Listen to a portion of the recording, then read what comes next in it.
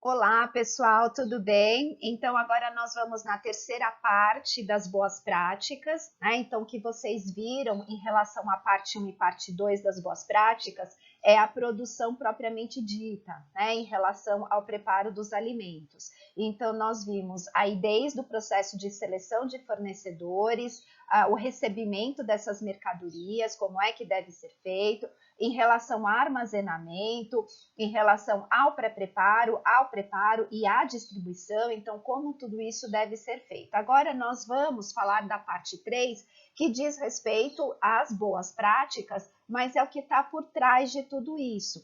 Então, nós vamos falar um pouquinho sobre a saúde do manipulador, né? Quais são os exames que são necessários de acordo com a legislação. Vamos falar um pouquinho sobre higiene ambiental, sobre os POPs, sobre resíduos, né? Sobre o que fazer com o lixo que é produzido, o controle integrado de pragas, enfim, nós vamos falar um pouquinho mais do que complementa aí essas boas práticas, tá bom? Então, vamos lá entender um pouquinho. Bom, primeiro item que nós vamos falar é sobre a saúde do manipulador, né? A saúde das pessoas que lidam diretamente com o alimento, ou mesmo que estejam nas funções de assessoria, mas que fazem parte aí da equipe. Então, é necessário, então existe um programa de saúde, né? E é obrigatório que sejam feitos exames médicos. Então, vamos entender por quê, né? Nós falamos até agora sobre a questão dos manipuladores serem os principais veículos de contaminação. Então, por que, né, é necessário então fazer os exames médicos para identificar se existe algum problema de saúde em relação à presença, né, de bactérias, presença de parasitas no próprio manipulador e sabendo se ele pode estar diretamente manipulando os alimentos ou se ele será um veículo de transmissão de bactérias e de parasitas. Então, de acordo com a legislação, né, de acordo com a portaria 2619 e a CVS 5, são exigidos aí os exames, né? Nós vamos falar em que momentos que nós vamos fazer esses exames, mas são exigidos esses exames médicos. Quais são os exames? O coproparasitológico, então, para identificar a presença de parasitas, e o coprocultura, para identificar a presença de bactérias possíveis causadoras aí das possíveis DTAs, né? Bom, fazendo esses exames, qual é a frequência de se fazer esses exames? Então, a portaria 2619, ela exige que seja feita aí semestralmente e a CVS 5 anualmente, tá? Então, essa é a exigência e o dos exames que são aí solicitados. Para então atuar, né, para poder manipular os alimentos, os manipuladores devem estar em perfeitas condições de saúde, nós já falamos um pouquinho mais a respeito disso, e caso ele não esteja em perfeitas condições, ele deve ser afastado da sua função de manipular os alimentos, né? Então, ele deve ser transferido lá para o setor de limpeza dos pratos, né, de utensílios, a limpeza na higiene ambiental, mas ele não deve manipular diretamente aí o alimento. E se caso ele caso tiver realmente bastante doente, né, depende aí da doença que ele tenha, se ele tiver um resfriado muito forte, enfim, eu tenho que indicar para ele ir até o médico, e no médico ele vai pedir um afastamento aí de tantos dias, dependendo da doença desse paciente, né? Então é importante que seja avaliado, né, qual é o tipo de doença, vai ao médico, ou se for um resfriado comum, ele deve ser afastado das suas atividades de manipulação direta e pode trabalhar talvez na limpeza, né, não manipulando diretamente os alimentos. Bom, então daí existe, né, o afastamento das funções. E, por fim, né, não deve não deve manipular os alimentos com algum tipo de corte. Nós já falamos um pouco, né, que quando você tem um corte, existe a presença dos estafilococcus aureus. Então, isso pode ajudar no processo de contaminação quando você manipula diretamente esses alimentos. Então, essas lesões não podem estar abertas, não podem estar expostas, e inclusive cobertas com alguma ou com luvas, né, descartáveis, ou existem as dedeiras, né? Então, usa-se um esparadrapo, um band-aid mesmo por baixo e coloca uma dedeira por cima para poder aí proteger o alimento com relação a essas lesões.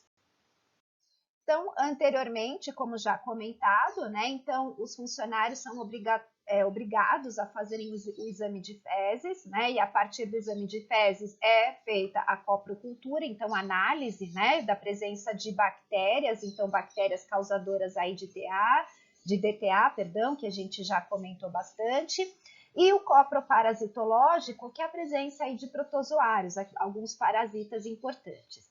Antigamente, né, as outras portarias, elas diziam obrigatoriedade em relação ao hemograma, né, e ao VDRL, né? Esse daqui identifica a presença de sífilis. E o hemograma, a presença de anemia, né, e se tem algum tipo de infecção a partir da série branca. O que acontece? Todo exame, gente, tem um custo para tudo isso, né? Então, hoje, pede-se apenas o exame de fezes, que é o mais importante, e se caso houver necessidade, pede-se aí outros tipos de exames para poder aí avaliar. Mas para que haja a contratação, para que haja aí o exame de rotina desses funcionários, o exame de fezes é o que é solicitado pela portaria. E antigamente também poderia também ser feito o exame de urina para saber se tem algum tipo de infecção urinária, né? Para que essa infecção de urina, né, essas bactérias presentes causadoras da infecção de urina não fossem aí transmitidas via alimento, né, ao manipular o alimento. Então, esses são os exames que eram solicitados antigamente e agora, né, a portaria, ela realmente exige apenas o exame de fezes. Questão de custos, tá? Então, acho que quer dizer, é suficiente para a gente saber se o paciente, né, se o manipulador, ele tem algum problema de saúde, então ele é o suficiente, ele é o necessário, e assim, a questão de custos basicamente é esse. Se caso houver necessidade, aí se investiga com outros tipos de exames. Então, além daqueles exames já mencionados anteriormente, pode ser que haja a necessidade de se fazer um exame com relação à investigação da secreção orofaríngea. Então, se percebe que o paciente ele tem problemas respiratórios já por algum tempo, então pode ser aí uma pneumonia ou alguma infecção mais grave, né? Infecções aí bacterianas, então aí se investiga. Então o funcionário ele é afastado das suas atividades, ele é encaminhado ao médico e o médico pode pedir realmente outros exames para fazer esse tipo de avaliação, para saber se tem aí contaminação ou não. E também um tipo de exame que é bastante comum ser feito, inclusive vocês vão fazer em aula prática, né?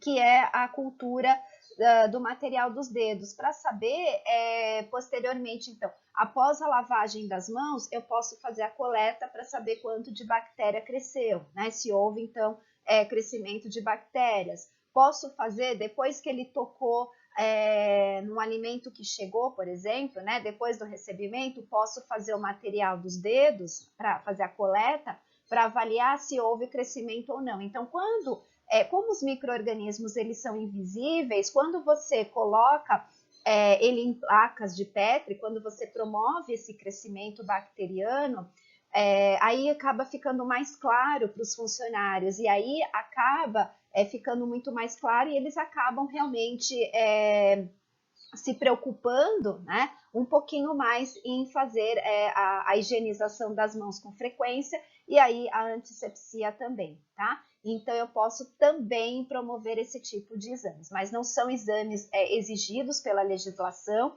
são exames que eu posso agregar à minha cozinha, né? Posso agregar ao meu estabelecimento que eu estou trabalhando. Então, para todos os funcionários, em qualquer empresa, existe o programa de controle médico de saúde ocupacional. Então, que é aquele exame que se faz aí e rotineiramente é inclusive exigido pelo próprio Ministério, né, pela própria Secretaria de Segurança e Saúde do Trabalho.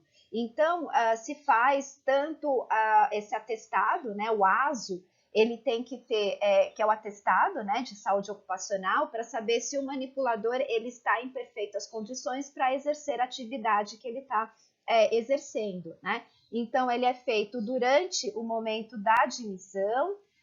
Então, vocês estão vendo aqui, ele pode ser feito deve ser feito durante o momento da demissão, ele pode ser periódico, aí respeita-se a legislação, né? Ou então em qualquer mudança de atividade, ou ainda quando ele retorna do trabalho, que está aqui embaixo, quando ele fica afastado por mais de 30 dias. Então, ele faz também esse atestado de saúde ocupacional, né? Para avaliar se o paciente ele está adequado a exercer as atividades às quais ele está, a quais ele foi atribuída, né, a ele realizar.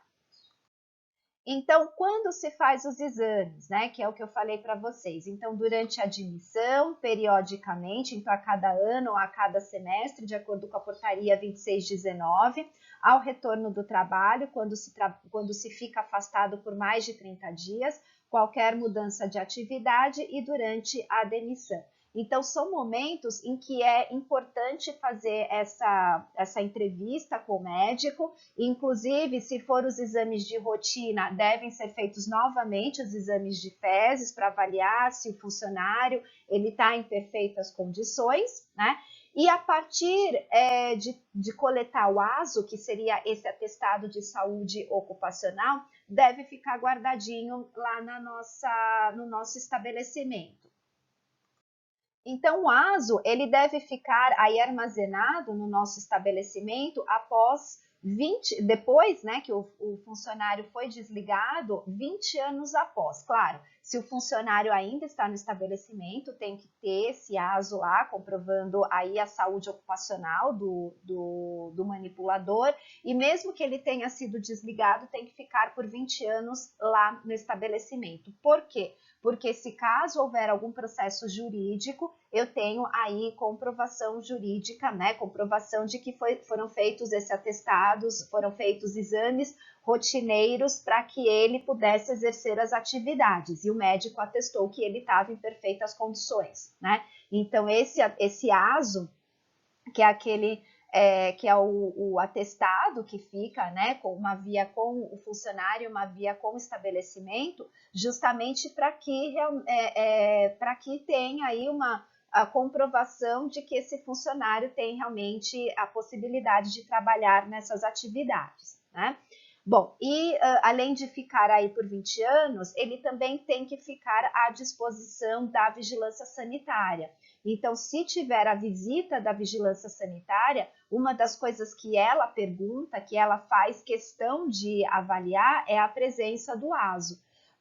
Então, tem que estar disponível para que ele possa aí consultar, para que a autoridade da vigilância sanitária possa consultar.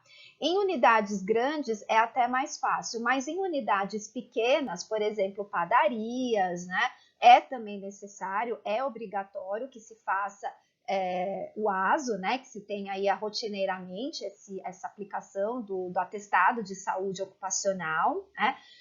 Agora, o que acontece? Às vezes fica lá no contador. Então, eu lembro do pessoal da vigilância sanitária falando que isso é muito frequente ficar lá numa pastinha, lá com o contador. Mas não pode, tá? Mesmo que exista um contador, mesmo que tenha alguém que faça todo esse trâmite aí jurídico, enfim, é importante que fique lá no estabelecimento para que tenha acesso, para que a autoridade sanitária aí tenha acesso, tá bom?